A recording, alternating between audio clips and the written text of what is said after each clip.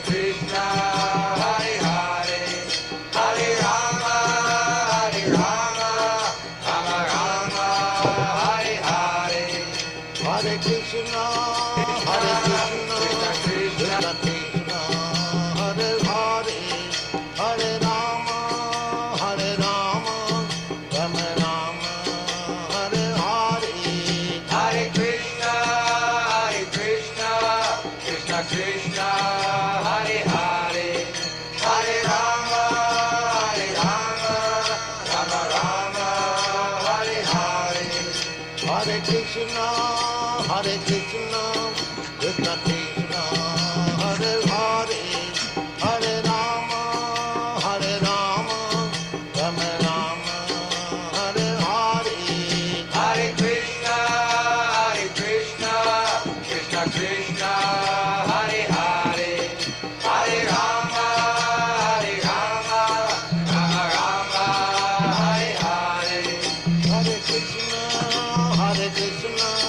Krishna Krishna, Hare Hare, Hare Rama, Rama Rama, Hare Hare, Hare Krishna,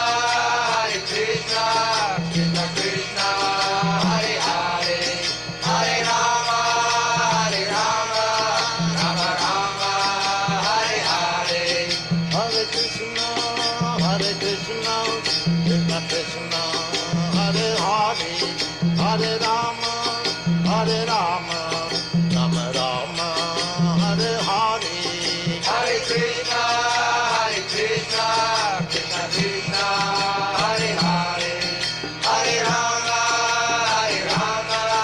Rama Rama, Hare Hare, Hare Krishna, Krishna Krishna, Hare Hare, Hare Rama, Rama Rama, Hare Hare, Hare Krishna, Krishna Krishna, Hare Hare, Hare Rama, Rama Rama, Hare Hare, Hare Krishna, Krishna Krishna, Hare Hare, Hare Rama, Rama Rama, Hare Hare, Hare Krishna, Krishna Krishna, Hare Hare, Hare Rama, Rama Rama, Hare Hare, Hare Krishna, Krishna Krishna, Hare Hare, Hare Rama, Rama Rama, Hare Hare, Hare Krishna,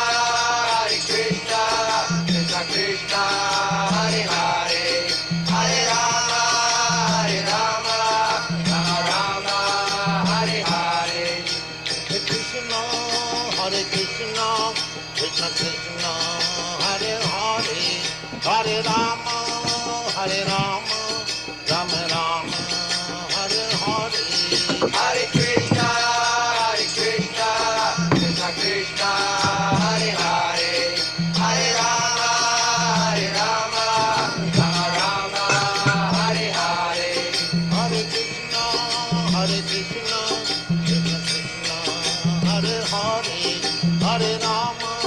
Hare Rama, Rama Rama, Hare Hare, Hare Krishna, Krishna Krishna, Hare Hare, Hare Rama, Rama Rama, Hare Hare, Hare Krishna, Krishna Krishna, Hare Hare, Hare Rama, Rama Rama, Hare Hare, Hare Krishna, Krishna Krishna, Hare Hare, Hare Rama, Rama Rama, Hare Hare, Hare Krishna,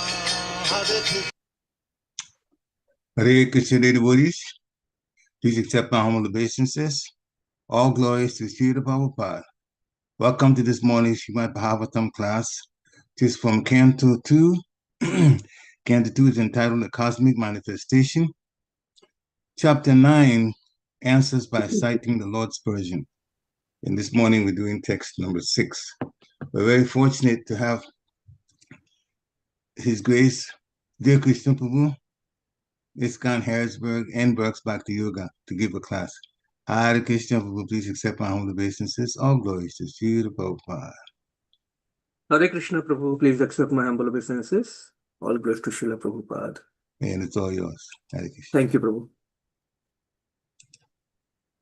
Hare Krishna, dear devotees. Please accept my humble obeisances. We'll start with Jai Radha Madhav. Jai Radha Madhava Kunja Bihari. Jai Radha Madhava Kunja Bihari.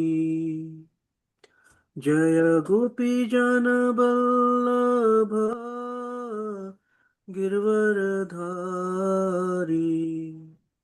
Jaya Gopi Jana Vallabha Girvaradhari. Yashodanandana Braja Jana Ranjana. Yashodanandana Braja Jana Ranjana. Jamuna Tira Vanachari.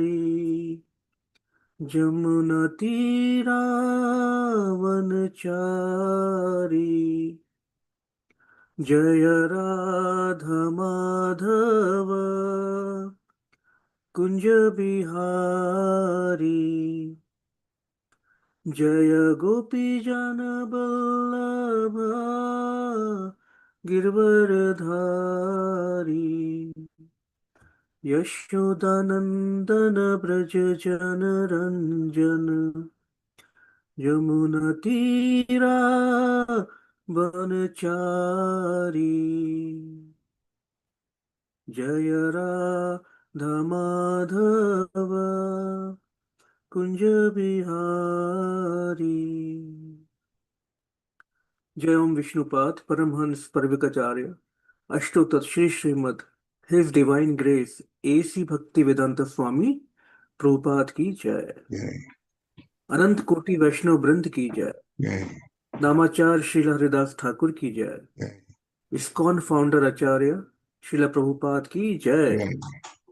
प्रेम से कहो श्री कृष्ण चैतन्य प्रभु नित्यानंद श्री अद्वैत गदाधर श्रीवासादि गौर भक्त वृंद की जय. Yay. Shri Shri Radha Krishna गोप गोपीनाथ श्याम कुंड राधा कुंड गिरी गोवर्धन की जय. Yay. Vrindavan धाम की जय. Yay. नवदीप मायापुर धाम की जय. Yay. गंगा माई की जय. यमुना माई की जय. Yay. तुलसी देवी की जय. भक्ति जय. की जय. Yay. सामवेद भक्त वृंद की जय. गौर Yay. Premanandi Hari Hari Hari Bol. All glories to the assembled devotees. Hare Krishna. All glories to the assembled devotees. Hare Krishna. All glories to the assembled devotees. All Hare glories to Krishna. Shri Guru and Gauranga. Oh, boy, Shri Guru and Gauranga. Namo Vishnupadaya Krishna Presthaya Bhutale Srimati Bhakti Vedanta Swaminiti Namine Namaste Saraswati Deve Gauravani Pracharine Nirvishesha Shunyavadi Paschatya Deshitarine.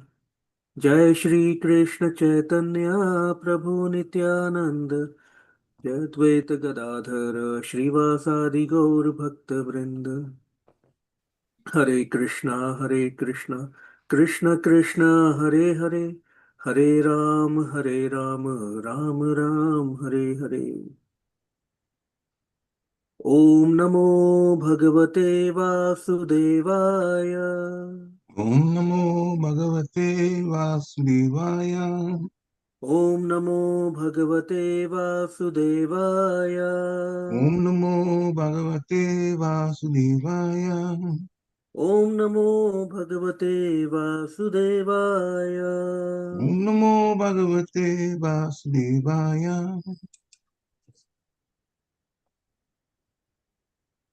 So this morning we are reading from Srimad Bhagavatam, Canto 2, Chapter 9, verse number 6. And the name of the chapter is Answers by Citing the Lord's Version. So we'll read the verse. Sa cintayan dvy-akṣaram ekadāmbhasy upāśṛṇod dhir-gaditaṁ vaco vibhuḥ sparśeṣu yat ṣoḍaśam ekaviṁśaṁ niṣkiñcanānāṁ nṛpa dhanaṁ viduḥ sa cintayan dvy-akṣaram ekadāmbhasy upāśṛṇod dhir-gaditaṁ vaco vibhuḥ sparśeṣu yat ṣoḍaśam ekaviṁśaṁ niṣkiñcanānāṁ nṛpa dhanaṁ viduḥ sa cintayan dvy-akṣaram ekadāmbhasy upāśṛṇod dhir-gaditaṁ vaco vibhuḥ sparśeṣu yad ṣoḍaśam ekaviṁśaṁ niṣkiñcanānāṁ nṛpa dhanaṁ viduḥ. Devotees can recite. cintayan dvy-akṣaram ekadāmbhasy upāśṛṇod dhir-gaditaṁ vaco vibhuḥ sparśeṣu yat ṣoḍaśam ekaviṁśaṁ niṣkiñcanānāṁ nṛpa dhanaṁ viduḥ. Thank you, Prabhu. Sa cintayan dvy-akṣaram ekadāmbhasy upāśṛṇod dhir-gaditaṁ vaco vibhuḥ sparśeṣu yat ṣoḍaśam ekaviṁśaṁ niṣkiñcanānāṁ nṛpa dhanaṁ viduḥ. Hare Krishna. Hare Krishna. Thank you. Anyone else? Sa cintayan dvy-akṣaram ekadāmbhasy upāśṛṇod dhir-gaditaṁ vaco vibhuḥ sparśeṣu yat ṣoḍaśam ekaviṁśaṁ niṣkiñcanānāṁ nṛpa dhanaṁ viduḥ. Hare Krishna. Hare Krishna. Thank you, Prabhu. Anyone else? Okay. We can go to word meanings.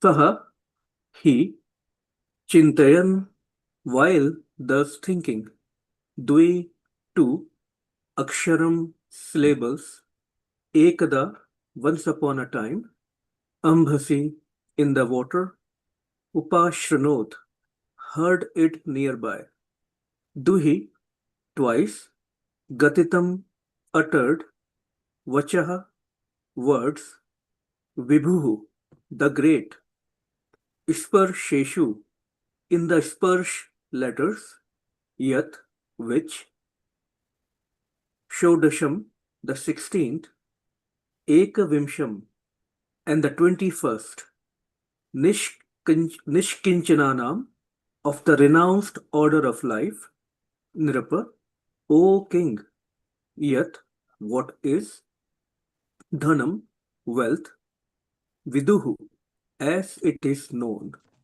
Translation and purport by His Divine Grace A.C. Bhaktivedanta Swami Srila Prabhupada Ki Jai. While thus engaged in thinking in the water, Brahmājī heard twice from nearby two syllables joined together. One of the syllables was taken from the 16th and the other from the 21st of the sparśa alphabets, and both joined to become the wealth of the renounced order of life. Purport. In Sanskrit language, the consonant alphabets are divided into two divisions, namely the sparśa varnas and the talvya varnas.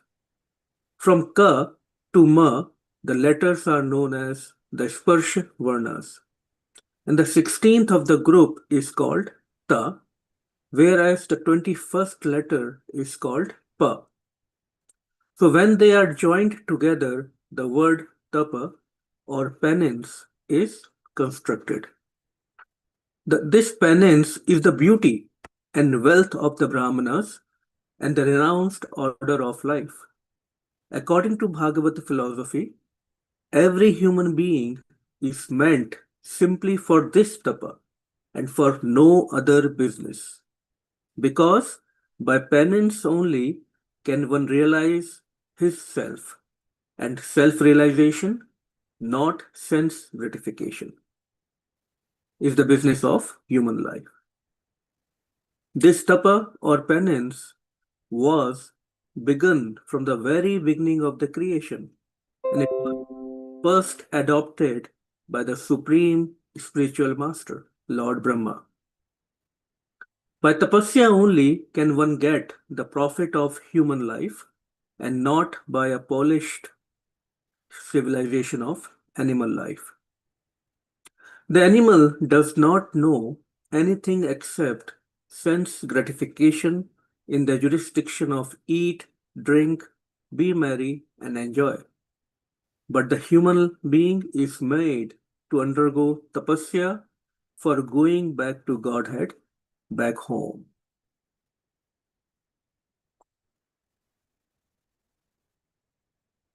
When Lord Brahma was perplexed about how to construct the material manifestations in the universe and went down within the water to find out the means and the source of his lotus seed, he heard the word tapa vibrated twice. Taking the path of tapa is the second birth of the desiring disciple. The word upāśṛṇod is very significant. It is similar to upanayana, or bringing the disciple nearer to the spiritual master for the path of tapa. So Brahmājī was thus initiated by Lord Krishna, and this fact is corroborated by Brahmājī himself in his book, the Brahma Samhita. In the Brahma Samhita, Lord Brahma has sung in every verse, Govindam Adipurusham Tamaham Bhajami. Thus Brahma was initiated by the Krishna mantra by Lord Krishna himself, and thus he became a Vaishnava or a devotee of the Lord before he was able to construct the huge universe. It is stated in the Brahma Samhita that Lord Brahma was initiated into the 18-letter Krishna mantra, which is generally accepted by all the devotees of the Lord Krishna. We follow the same principle because we belong to the Brahma Sampradaya, directly in the disciplic chain from Brahma to Narad, from Narad to Vyasa, from Vyas to Madhav Muni, from Madhav Muni to Madhavendra Puri, from Madhavendra Puri to Ishwar Puri, from Ishwar Puri to Lord Chaitanya, and gradually to His Divine Grace, Bhakti Siddhanta Saraswati, our Divine Master. One who is thus initiated in the disciplic succession is able to achieve the same result or power of creation. Chanting of this holy mantra is the only shelter of the desireless pure devotee of the Lord. Simply by such tapasya or penance, the devotee of the Lord achieves all perfections like Lord Brahma. Srila Prabhupada ki jai. So welcome devotees once again. Hare Krishna. By the blessings of Srila Prabhupada and all the senior devotees on the call, we will have some discussion and try to understand more what Srila Shukdev Goswami is narrating to, or answer, to Shri Parikshit Maharaj while answering his questions, and from Srila Prabhupada's beautiful purports. So here we are seeing the context is, as we all know, Brahmājī is bewildered after he is created. He was all alone when He was created or he was born from the navel of Sri Garbhodakshai Vishnu. He was all alone, nothing around him, nobody, no sound, there was no light, nothing. So Brahma's position, if we want to imagine how he might have been feeling to some extent, we can think like we are traveling to different countries, different time zones, lot of travel, and every day, let's say we are waking up at different locations. So when we wake up in the morning, we lose track of the time, place, time zone. It takes some time for us to come back to our senses at a new place. Another way to possibly feel what Brahmājī might be feeling is imagine that you have to go to another city, you have to fly to another country or city, and you go to the airport in the night. But you find at the airport, there is absolutely no light, nobody is there, it's all dark, no activity happening, no sound. So imagine how would we feel at that situation. To me, it sounds scary. I will get confused. Am I at the right place? Why am I here at for what I am supposed to do? So Brahmājī is having the same experience. But Brahmājī, because he was created from Lord, he was in full consciousness. So he became curious to know who he is, why he was there, why he was created, who is his source, where has he come from, and what is his purpose. So those questions started coming to his mind. When he was thinking about those questions again and again, the word in the verse is sa cintayan. He heard two syllables. Where did he heard these two words from? From Ambhasy. The word used in the verse is Ambhasy, ocean, from Garbhodakshai, ocean. So basically he was desiring to understand who is his source. He wanted to understand the Supreme Lord. So because of his eagerness, his inquiry, Lord gave him instructions in the form of tapa. And that became the foundation of spiritual life.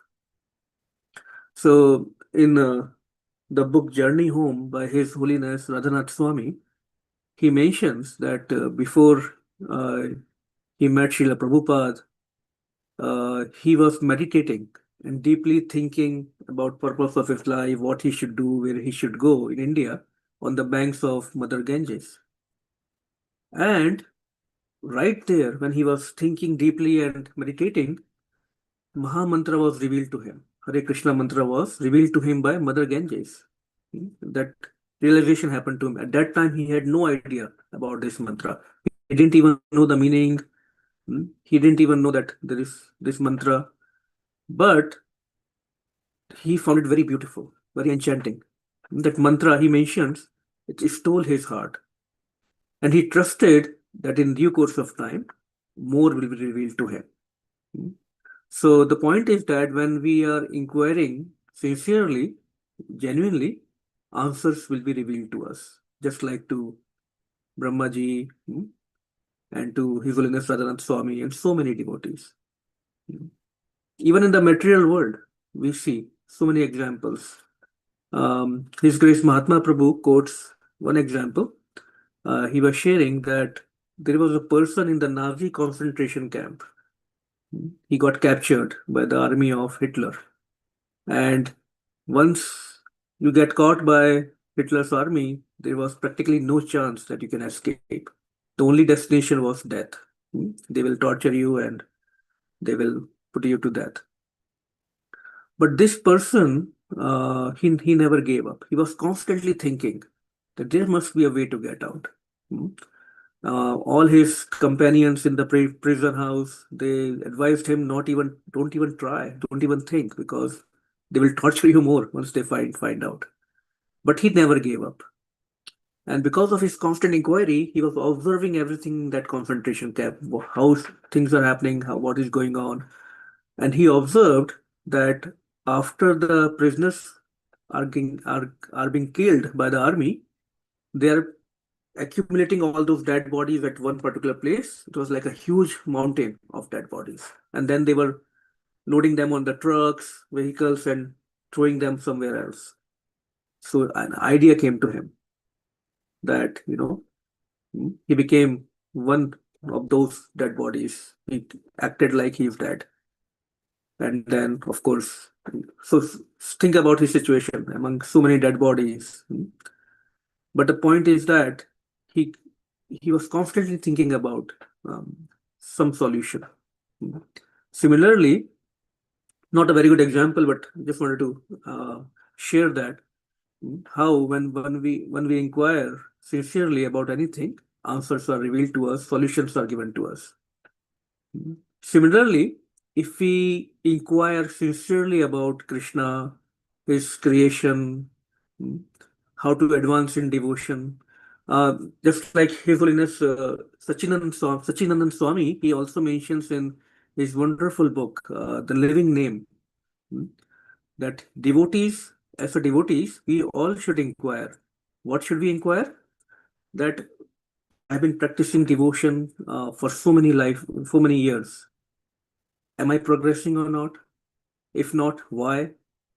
What else can I do? So he mentions when there will be sincere inquiry, Sri Krishna will reveal answers to us. So here we see Sri Brahmājī, he heard two words due to his eagerness to know. And these two words were, one was ta, in the purport it is mentioned, in the translation it is mentioned, and the 16th and 21st consonant alphabets in Sanskrit grammar. So, let me see if I can share, because there is a picture that can show what these two words are like in the consonants in the Sanskrit grammar. Can I say share? Hold on. Yeah, Prabhu, your co-host. So Yeah. go for it. Thank you, Prabhu. For some reason, I'm not seeing that option, but I know I'm a co-host. Okay, now I can share, I think. So this I found on the nice picture. If all of you can see, let me know. This is how it is in Sanskrit and kind of Hindi. Not sure if it is. Is it visible, Prabhu, on the screen? It just came on. Okay. So here we see those of us who might have learned Hindi. On the left side, fourth row, first letter is ta, which is TA in English. So that is the 15th consonant. And then just below that red, there is a blue letter pa on the fifth line, first letter, first alphabet. So these is what being referred to here as 16th and 21st letter. So these first, all the letters, all the alphabets in the first 5 lines, they are being referred to as sparśa, and the other 10 letters, the last 2 lines is the other category in the Sanskrit grammar consonants. So just wanted to graphically show. So that's what is going on here. And Srila Prabhupada mentions little more details in the purport. Now the word tapa, it is also tapasya, as we all know. So in the verse, a very important word is mentioned is niṣkiñcan. Niṣkiñcan nṛpa dhanaṁ viduḥ. So who is niṣkiñcan? Kanchan means wealth, dhan, wealth. Niṣkiñcan means one who have no wealth, or who are on the path of renunciation. So although such renunciates, they have no wealth in the material sense, what is their real wealth? It is tapasya. that is being explained by Srila Prabhupada. The real wealth of such spiritualists and renunciates is tapasya. Tapasya, the English word is austerity, which is doing, accepting voluntarily some inconvenience for the good of, for the larger good of self and others. We can understand austerity in that sense. And it is the wealth of a devotee, of a Brahmana, of a Vaishnava. Like it comes in the pastime of Shri Krishna and Sudama, Krishna was very pleased to see the niṣkiñcan mood of Sudama. How? Because when Sri Sudamaji came to Dwarka, he had nothing, absolutely nothing. He was very, very poor, no wealth. But he was very satisfied. He was constantly thinking of Krishna, his old friend. And after all that pastime happens in Dwarka, when he departed from Dwarka, Krishna gave him all the riches one can possibly think, even Indra can possibly think. Still, Sudama had no attachment for all the wealth he suddenly got. He was not over jubilant. He accepted it as the mercy of Krishna, very, very coolly and calmly. He still remained a devotee. Not that now I got everything, what's the need for devotion or worshipping Krishna. Why? Because he very well knew in his heart that real wealth of a devotee is devotion to Lord. Like this beautiful bhajan, Srila Narottam Das Thakur has written, Dhan Mura Nityananda, Pati Mura Gaura Chandra, Prana Mura Yugal Kishora. The only wealth of a devotee, a Vaishnava, is Shri Shri Nitai Gaur Chandra, Shri Shri Radha Krishna. So, if we think how non-devotees or materialistic people think versus a devotee, materialistic people think that wealth is equal to gold, lot of money, bank balance, property, lot of these material possessions, big house, big cars. But what Srimad Bhagavatam is teaching us, that true wealth is equal to austerity, renunciation, or spiritual practice that we get initiated into. This is our true wealth. So Srila Prabhupada also mentioned that he got tested twice by Krishna. Once he says when he lost everything in his pharmaceutical business, he practically lost, even after trying so many times and so much harder he had no luck. His business just collapsed. But he also said, even then, by mercy of Krishna, I never left devotion. And secondly, Srila Prabhupada mentioned when he got all the success in spreading this Krishna consciousness all over the world, he had hundreds of thousands of followers, so many temples, more than 100 temples. He was like a king, actually. But he was still niṣkiñcan. How? He still, whenever he used to go to Vrindavan, and this is before our Sri Krishna Balram temple came manifested, he still used to stay in the same old small room in Sri Sri Radha Damodar temple. Same simple life. And actually it is also mentioned that when he went to Bhubaneswar, when His Holiness Gaur Govind Swami Maharaj, he found a land to build a temple as per the desire of Srila Prabhupada, and the temple was yet not there, and nothing else, no facilities were there. But Srila Prabhupada went there before the, that ceremony of founding ceremony. Then His Holiness Gaur Govind Swami Maharaj, he built a small mud hut, very, very simple, whatever he could do at that time, very simple hut. And Srila Prabhupada stayed there for 17 days in those not very comfortable situations. So, in spite of having everything he could enjoy, he was niṣkiñcan. Even in we see in Srila Prabhupada Lilamrit, how when Mayapur temple was coming up on those initial days, it was very austere life for all the devotees and Srila Prabhupada. We still see that small hut that devotees have maintained in Mayapur, where Srila Prabhupada used to live. Now it's a whole city there in Mayapur, but it was a forest.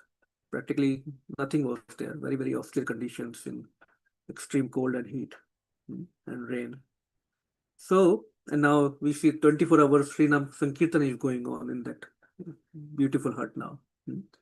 So, we see Srila Prabhupada, all our previous acharyas, our 6 Goswamis, all followed the same principle of tapasya. And where was it coming from? Srila Prabhupada mentioned in the purport from our founder acharya of the Brahmājī Sampradaya, Shri Brahmājī. So, and he got that knowledge, tapa, right straight away from Krishna himself. So, tapasya is the ornament of Vaishnavas.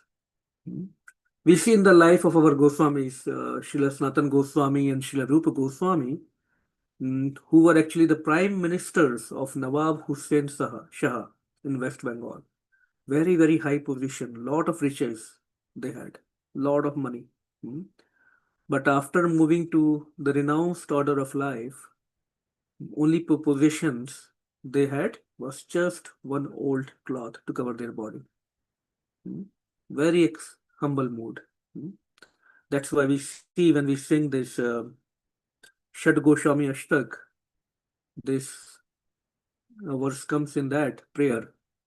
Tyaktva tu namashesha mandalapati Shrenim sada tuchvat Bhutva dina ganesha kau karunaya Kopina kantha shrito. This is what our 6 Goswamis said. They kicked off all the association of aristocracy as insignificant possessions. And to deliver the poor souls, poor conditioned souls, they accepted just one cloth, the renounced order, very humble mood.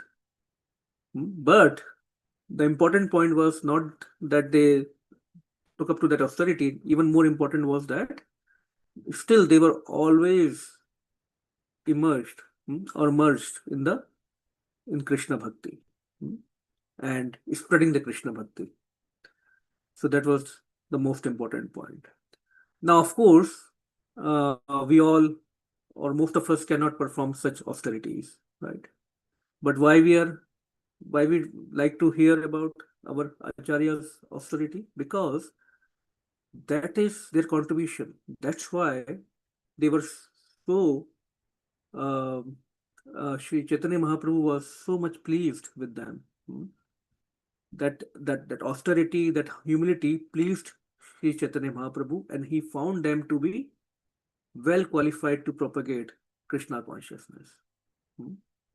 So, and the result of those austerities is that this great Vaishnava Parampara we are in.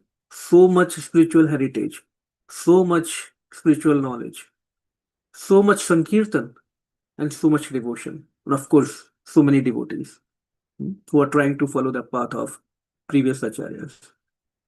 So anything and everything we need is already given to us by our Guru Parampara. They have already done so much austerities for us. So we must completely feel safe. We should have this faith 100%, 500%, 1000%, that on this path of devotion that is coming to us through Srila Prabhupada and previous acharyas, this wonderful parampara, we are very safe. in this path. Even till date, the disciples of Srila Prabhupada, they're performing so much austerity, so much tapasya for this Krishna conscious mission. They're traveling country to country, city to city, even to the remotest places. We will never even think about going there. Every day, multiple preaching programs, even in the old age of 70 years, 80 years. Not easy by any means. Going to one home to another home, one city to another city, different water, different food, different cooking, different weather. Not easy at all. So that we are so fortunate that we probably got it very easy or getting it very easy. But we will talk more about that. What is our responsibility in reciprocation to that? So in Srimad Bhagavatam, in Canto 7, Rishabdev mentions, or he instructs to his sons, he has 100 sons, including Bharat Maharaj, the famous Bharat Maharaj, that what is the purpose of this human body? The purpose of this human body is tapasya. This human body is not meant for sense gratification. There are so many scholars, there are so many philosophies that say, khao piyo, like in Hindi they say, khao piyo mas raho, meaning just eat, marry, and do whatever you want and have fun. Right? But this is not what our scriptures tell us. This is not the purpose of this body. Like every vehicle, when they are produced by the manufacturer, there is a purpose, right? When it's car or truck, rail, or flight or airplane, everything has a purpose to it. Similarly, this human body is also a machine. It comes in Bhagavad Gita, yantra arudani mayaya. And what is the purpose of this yantra, this machine? It is tapasya. And tapasya is the most important business of human life. And even the first living entity of this universe, who is the first living entity? Shri Brahmājī. He follows that path of tapasya. He showed the way for the human bodies, human life. Actually, tapasya or austerity is not a remote word to us. It's very natural to us. Even for material success, people will sacrifice their time, their energy, even their relationships sometimes to get something or to achieve something. There is a saying, no pain, no gain, right? A student will sacrifice, a serious student who wants to achieve good grades, he will sacrifice late night movies, late night parties, and that temporary austerity will give him good degree, good career, hopefully, some lifelong benefits that he can enjoy, hopefully, in the future. Similarly, we see in the life of an athlete who is preparing for Olympics, he will work so hard, he will restrict his diet, he will have a very disciplined routine. He will avoid all other distractions, just focused on practicing for hours and hours every day, no weekend. For what? Just to win a medal that will last for few years, I think 4 years, right? So even in this material life, we all are used to perform austerities. It's natural if we see that. In the Stanford University, a very famous famous experiment was done. It is known as the marshmallow experiment. That experiment, what they did in that experiment, they gave marshmallows to a group of kids. They invited a group of kids, and they told them, "Okay, you have these marshmallows. You can eat them, but those kids who will hold on, not eat for 30 minutes, they will get another one also." Now, these little kids, of course, some of them ate quickly, some of them ate it, and some of them waited. And after a few years, they did the studies on the same group of kids, and they found the kids who waited. Of course, they got another marshmallow at that time, but in the future life, they were more successful in whatever they did. They were more fixed up. They had more patience. They could balance their life better. That experiment shows that if somebody can just restrict their impulses, it's for better gain in the future. But unfortunately, mostly people in this world, they are doing all this great effort, showing this great determination for things that are very flickering and temporary. Because these material achievements can go away at any moment, just like this, right? Who knows that one will be alive next moment to enjoy whatever they have achieved for many years. In just a moment, everything can be lost. But the sacrifices that are made for a spiritual cause, they are not taken away by time.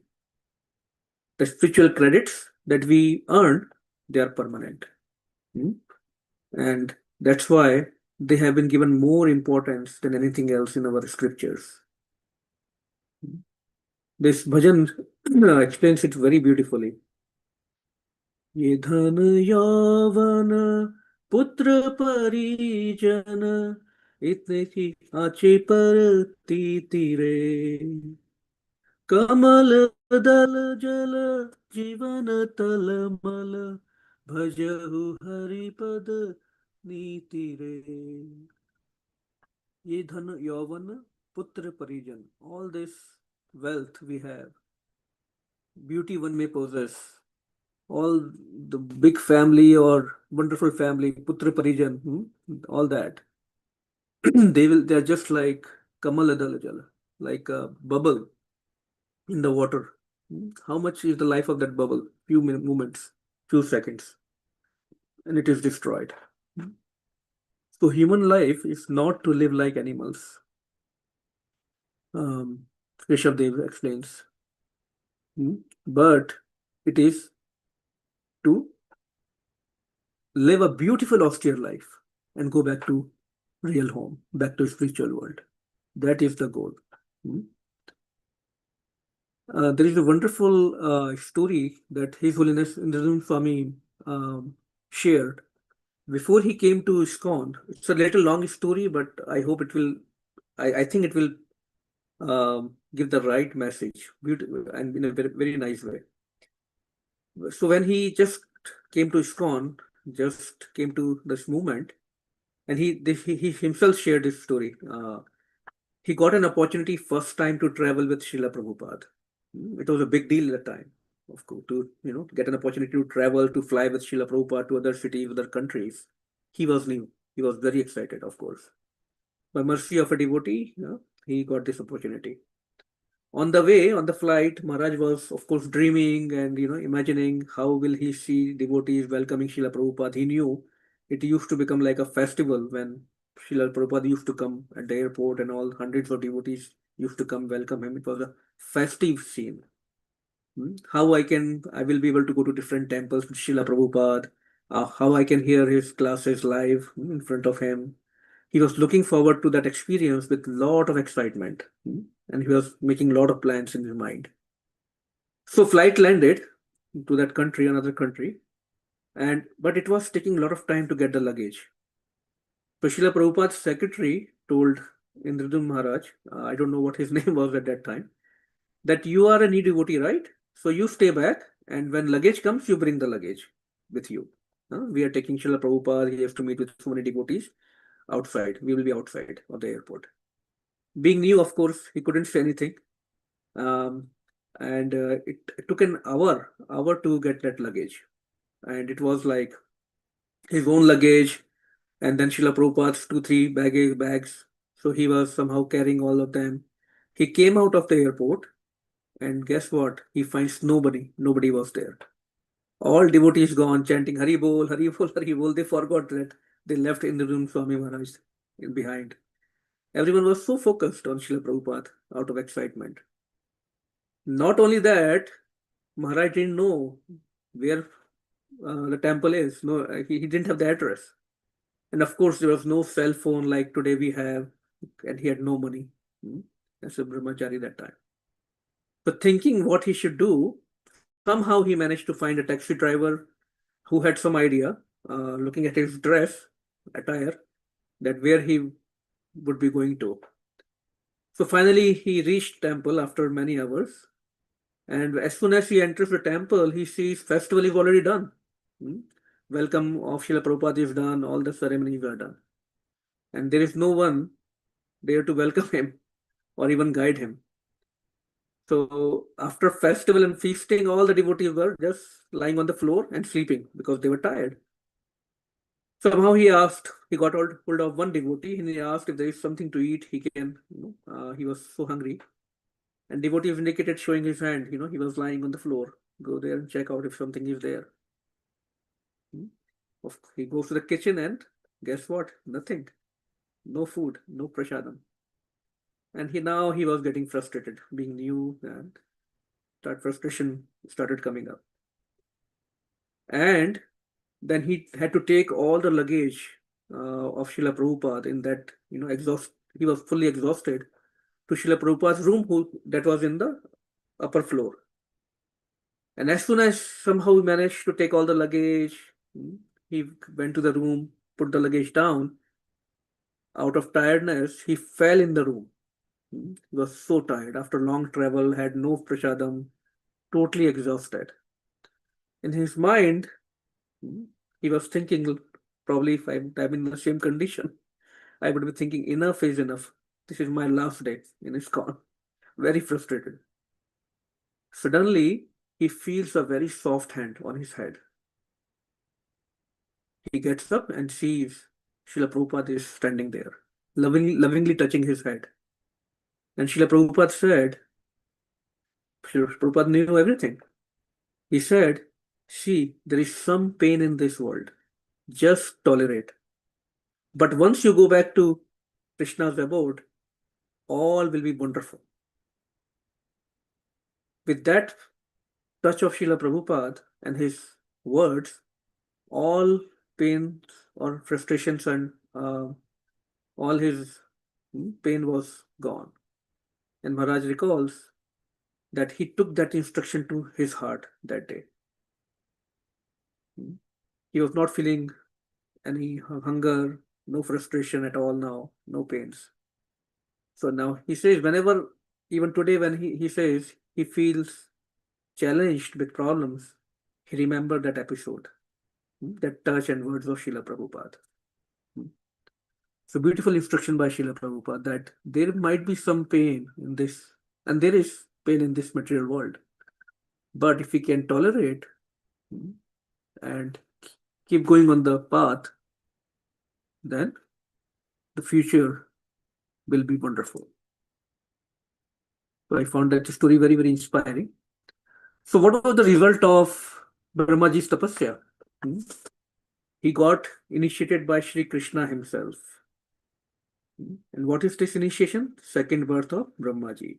The first birth was when he was created from the navel of Lord, and then when he performed tapa on the instruction of Krishna only, and then he heard this word, tapa, he performed austerities, and then the result was he got diksha, initiation from Sri Krishna himself. And Brahmājī also mentioned that in Brahma Samhita, it is mentioned in the purport, and that's why he sang that beautiful Brahma Samhita. Govindam, the last line we all remember. We might not remember Brahma Samhita verses, but almost everyone remembers this. Govindam Adipurusham Tamaham Bhajami. And he became first Vaishnava in this parampara. So as ISKCON devotees, we come in the line of Sri Brahmājī. Now that tapa, that tapasya, that austerity actually made him qualified to receive knowledge from Krishna. So Krishna is the original knowledge, original intelligence. We can only create artificial intelligence, but the original knowledge is coming from Krishna. No matter how much can we advance, the foundation is the knowledge coming from Krishna. So Brahmājī is the first engineer who designed this universe. And he designed the universe he divided into 14 planetary systems. And our scriptures tell us that we are on the 7th of those planetary systems, which is known as Bhuloka. This Earth planet comes in the Bhuloka. And scriptures also tell us this is the best planetary or planet or plane to escape from this material covering. His Holiness Swam Bhagwan Keshav Maharaj explains this beautifully. He says, imagine we are in a building, apartment complex, with 6 floors below in the basement and 7 floors on top of our floor we are in. So think, if there is a fire, which floor is the easiest and best to escape from? The floor we are in. The top floor people or the basement 6 down floor people, they'll have to make a lot of effort to come out. They might not even come out, right? So that is why this Bhulok, this planet Earth, is the best. It is called as launching pad to go back to the spiritual world.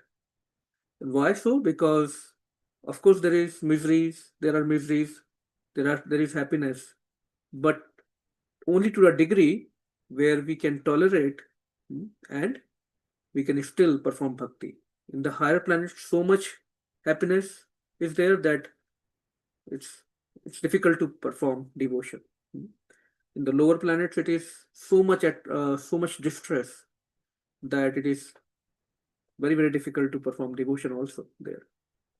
And Srila Prabhupada mentions in the last paragraph of this purport that chanting this Mahamantra, Hare Krishna Mahamantra, is the most important tapasya. He indicates that for us. And one who will do this tapasya sincerely possess the similar power of creation like Brahmājī. So one who performs austerities sincerely, he will have the similar creation power like Brahmājī. How to understand that? So we can take the example of Srila Prabhupada. He himself is the biggest example. How he created this world-class ISKCON society in just a short span of 10 years. At the age of 70, so much challenges, so much austerities he performed. He traveled in a cargo ship, Jaladuta, for 30 days. Got 2 heart attacks. Even 1 heart attack is enough to bring someone down to their knees. He struggled so much, even after that long journey and troubled journey on the boat, in the ship, and getting 2 heart attacks. Even it was not everything rosy. Nobody was waiting for him with roses and welcoming him, and everything was set up. No, he had to face so much hardship. When we read Srila Prabhupada's Leela Amrit, we find what he went through. And then it all started. How it started? Srila Prabhupada did Sankirtan, Harinam Sankirtan, in the Tompkins Square Park at New York. So the route was Harinam Sankirtan. So we analyze Srila Prabhupada's journey to America. He left Vrindavan, all the comfortable life in Vrindavan. He had no money, no friends here, but he took the instructions of his guru as his life and soul. And that tapasya, that austerity, became the wealth for the whole world, not just for Srila Prabhupada. We are sitting here today, this morning, wherever we are in, Harrisburg, Reading, whatever, because of that austerity Srila Prabhupada performed. Today we have close to 1,000 temples and centers, and devotees practically all over the world. Wherever we go, we get prasadam, help. Even this small town of Reading I live in, we have devotees, we have prasadam. We have so much devotional literature, devotional music, all because of Srila Prabhupada's tapasya. So now it is our responsibility. If we want to effectively assist in this Hare Krishna movement and to reciprocate with what Srila Prabhupada has given to us, we should also take up to at least some austerity.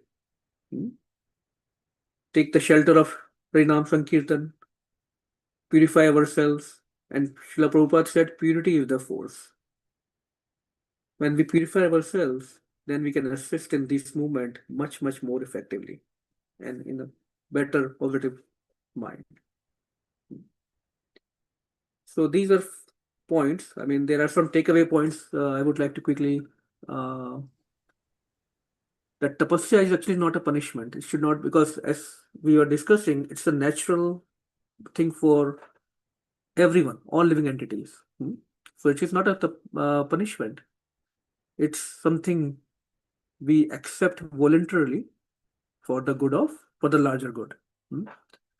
Important point is that it should be done under the guidance of as a devotee, it should be done under the guidance of a Vaishnava, not whimsically.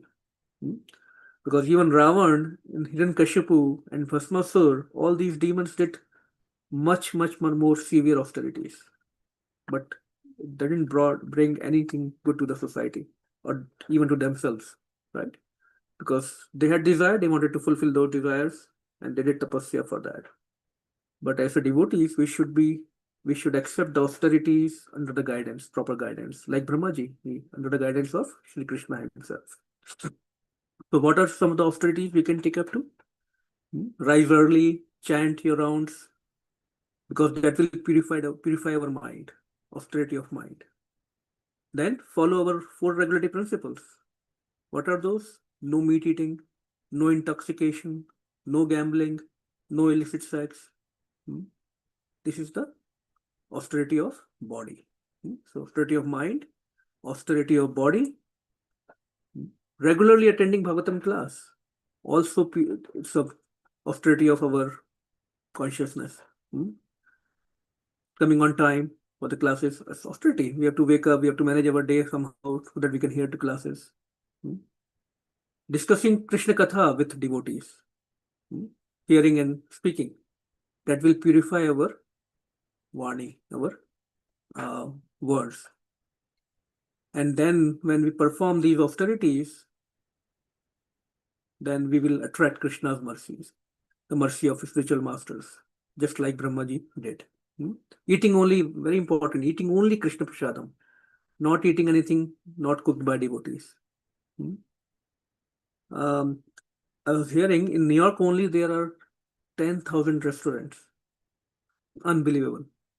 Different ways to satisfy our tongue, just in New York.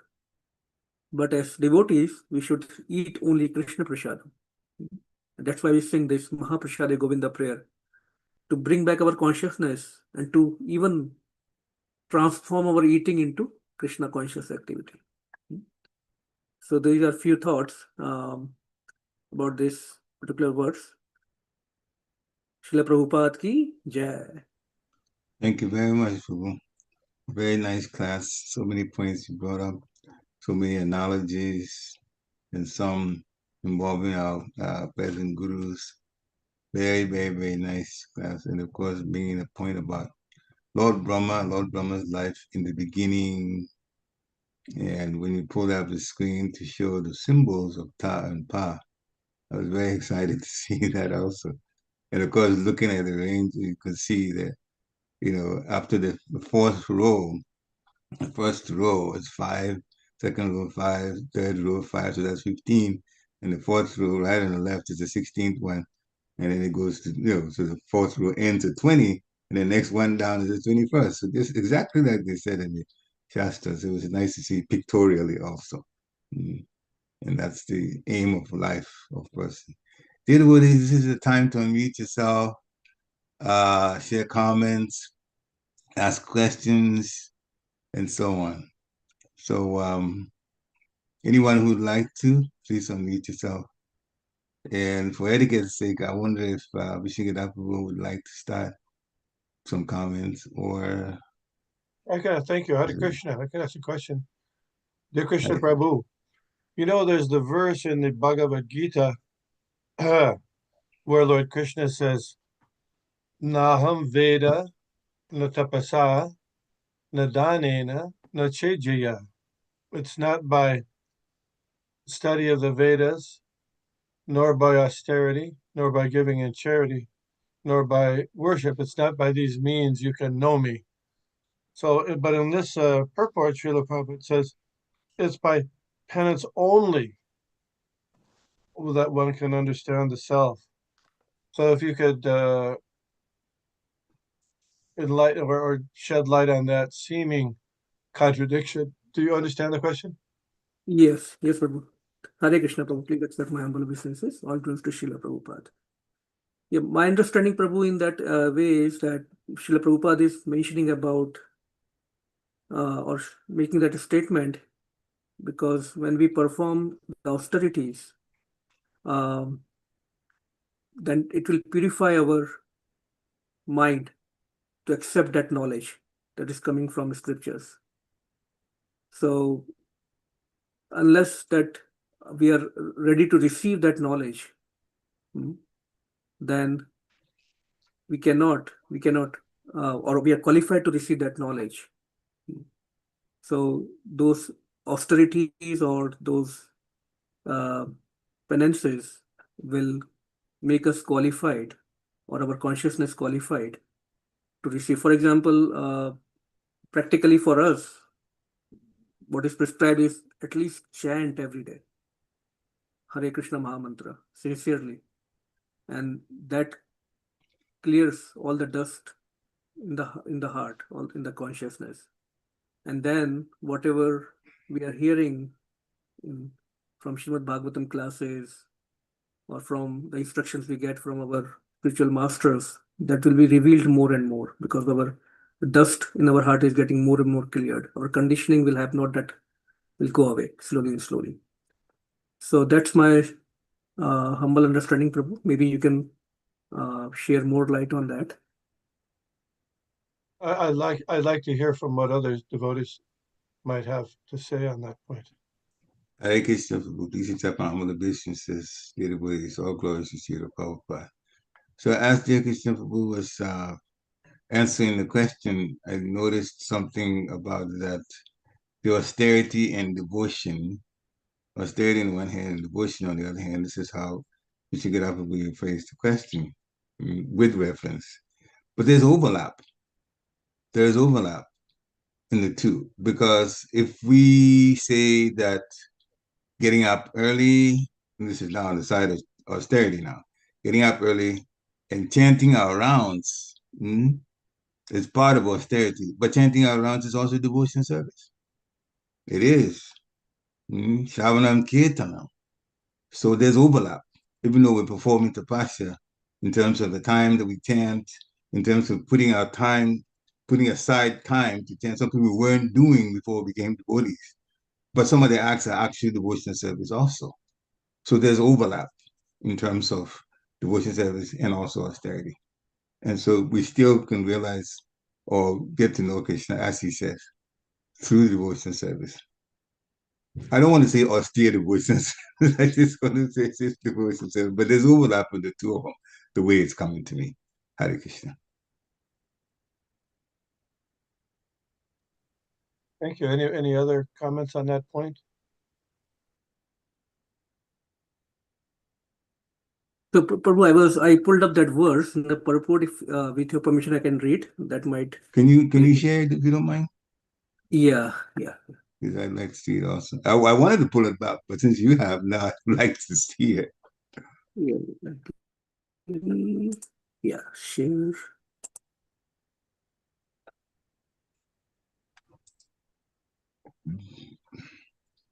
A little slow sometimes, but no?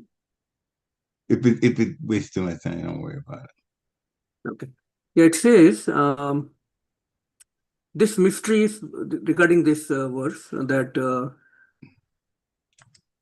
not by undergoing serious penances, nor by charity, nor by worship. It is not that by these means that one can see me as I am. Krishna is saying, So Srila Prabhupada says this mystery is very difficult to understand for those who are atheists or who are devoid of devotional service.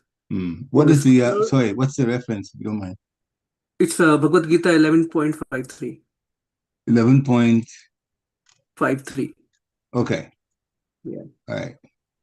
For scholars who have simply studied Vedic literature by of grammatical knowledge or mere academic qualifications, Krishna is not possible to understand, nor is he to be understood by persons who officially go to the temple or to offer worship. Officially go to the temple to worship. They make their visit, but they cannot understand Krishna as he is. Krishna can be understood only through the path of devotional service, as explained by Krishna himself in the next verse. So it is just like Parikshit Prabhu was putting in regards to devotional service.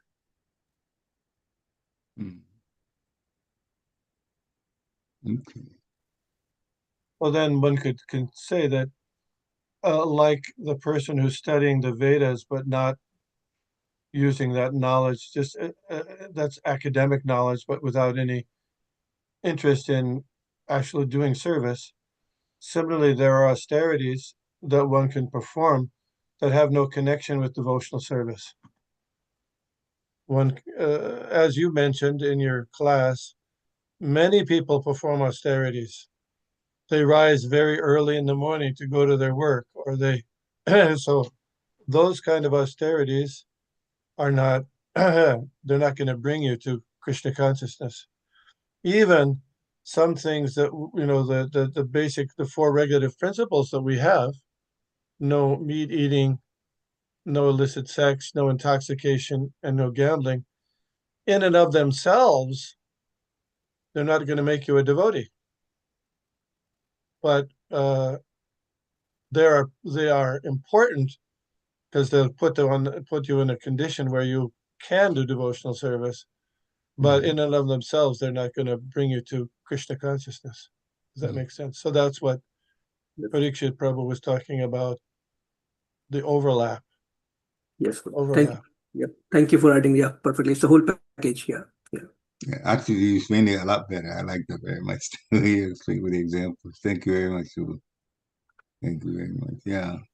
And even the last point that you made, that the four regulative principles in of themselves don't bring you up to, doesn't make you a devotee, but it prepares the ground, the layer, the foundation to become a devotee then. But you do have to do devotional service as enunciated in the Srimad Bhagavatam, here in the chanting, and so on, all the way up to Atman Nivedanam. That we have to do. Otherwise, you're not a devotee. And getting up early and going to work also does not necessarily make you, it doesn't make you a devotee at all. A lot of people do that. And that's austere, but it's not, yeah. So some parts of it are required by devotees. They require to be done by devotees. But the higher purpose is to achieve Krishna. Whereas the others, the higher purpose is for the sense gratification. That's the difference. I work with a lot of people in the psychology realm, and sometimes I'm shocked and humbled at how much austerity people are going through just to get by. They're sleeping. I mean, it wasn't unusual. People are telling me they're sleeping 2 hours a night, and just to get, they're having 2 or 3 jobs, and oh my God.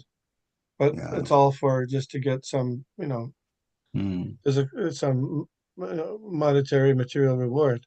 But I think if I had that sincerity to do the service for Krishna, then I would make good advancement like that. Yeah. So the austerity, austerity is sometimes Krishna consciousness. Devotional service is a kind of austerity also, but it's a transcendental austerity because it's linked with Lord Krishna's service. Yeah. Thank you very much for the explanation. Yeah, that's why it is said, like, in that path of devotion, austerity also should be performed under some good guidance of a Vishnu. Yes, good point. That's an important point. Thank you. Hare Krishna. Anyone else like to ask questions, share some realizations? Hare Krishna, Prabhu. Please accept Hare my humble Krishna. obeisances. That's All glories fine. to Go through Prabhupada. Prabhupada. Thank you for a very nice class, dear Krishna Prabhu. A lot of points, you were mentioning about Indradhyumna Swami Maharaj and, towards even about the tapa, just hearing the word tapa, it's like, he started working on tapasya. And towards the end, how Vishnugada Prabhu was mentioning that the four regulative principles by itself, they don't like make us a devotee, because yeah, we can see that, like, a lot of people are turning vegan now, but that doesn't mean they're becoming, they are not doing it for Krishna service. Or again, like, a lot of people are waking up early in the morning, or people are not drinking liquor, but they are just doing it for the physical, like, for their physical benefit, and not understanding the real purpose. A lot of people are doing different kinds of yoga. Prabhupada just says it's just physical gymnastic. It's nothing like, I'm not doing that. That's not taking them anywhere. So yeah, I mean, really, really something that Prabhupada gave us a big gift for us. Really incredible, like, to understand, because again, understanding is very important when we are doing any of the stuff. So what is the motive behind the, or the purpose what we are doing? So thank you very much, Prabhu. Thank you, Yeah. Prabhu, for adding it so nicely, or maybe summing up so nicely. So, just one thing as a takeaway, all of us who are listening, maybe if this class was useful, we can think about what one austerity all of us can accept this week involuntarily. It should be happily, otherwise, we will not be motivated. Because seeing the larger picture or the outcome, maybe it could be as simple as coming to morning Bhagavatam classes on time, or reducing our social media time so that we can engage more on the devotional services, or could be just Prabhu, can I add one thing?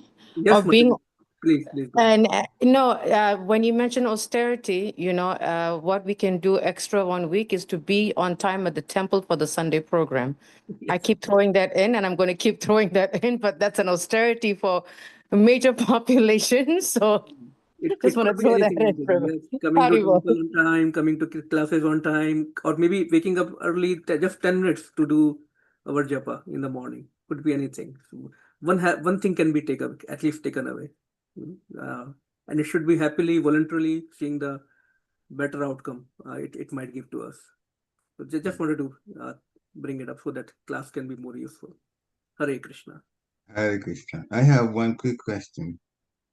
This was when you were, preaching.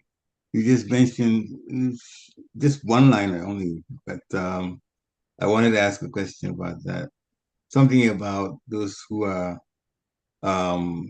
like doing well financially, doing well in materially, that they feel satisfied with their situation and don't take devotion seriously.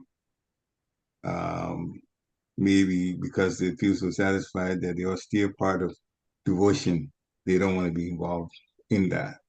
Can you comment a little bit about that in terms of how to change the consciousness of such people? So one thing at least I have learned so far, Prabhu, is if I am not interested, nobody can change me. If I'm not feeling the need to transform myself, nobody can transform me. So if I am happy in my current situation, then whenever I will get some mercy of Krishna, that those challenging situations will be given to me, when I will get, the chance or the impulse to, or the need to perform devotion, then only I will perform it. Uh, Nobody can push me without my, desire. That's one thing, is that we all have free will. So you are right. When somebody is financially well established, or and they have all the comforts, they think this is my life. I'm happy. What's the need for to do anything else?